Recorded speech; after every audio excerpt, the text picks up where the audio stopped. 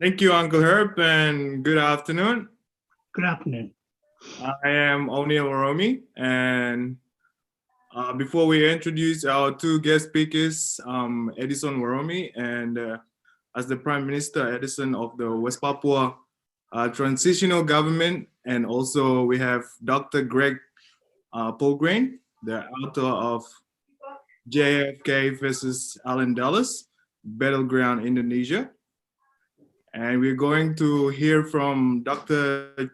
Joe Toscano talking about the West Papua Rent Collective, which pays for the West Papua main office in Docklands, Melbourne, Victoria.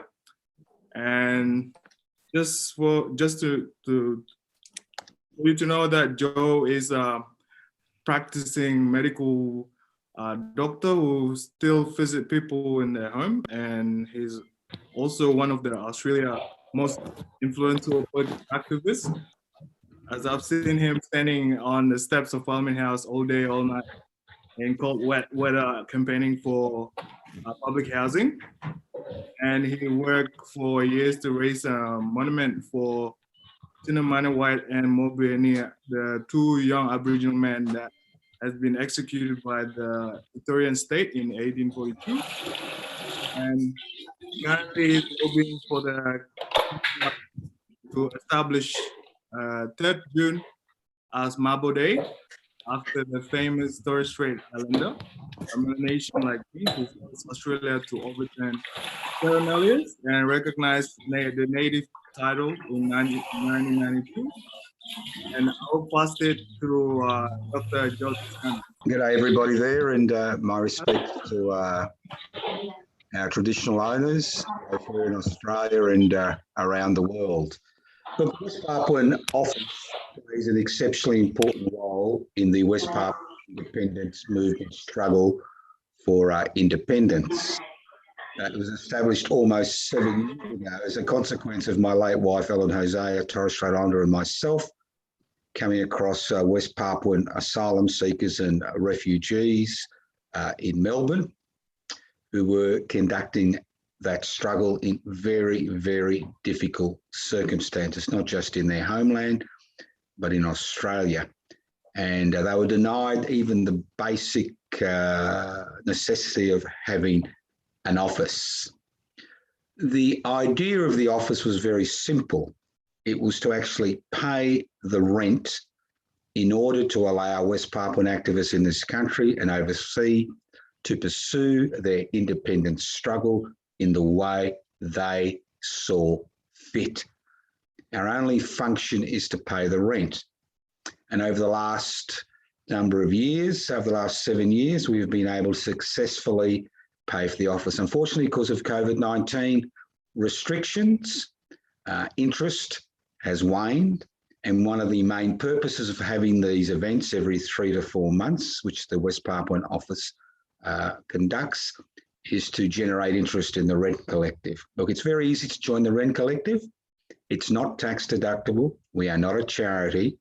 We are not a business. Therefore, we do not get any deductions as far as the rent is concerned with COVID-19.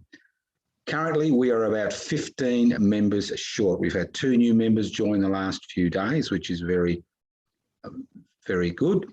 But the way we are going, within the next 12 months, we will have to close the office down at Docklands. Now, those of you who see me every 3 to 4 months at these events down at the office at 838 will think that, oh, he's exaggerating. Well, I'm not exaggerating. The issue is very, very difficult.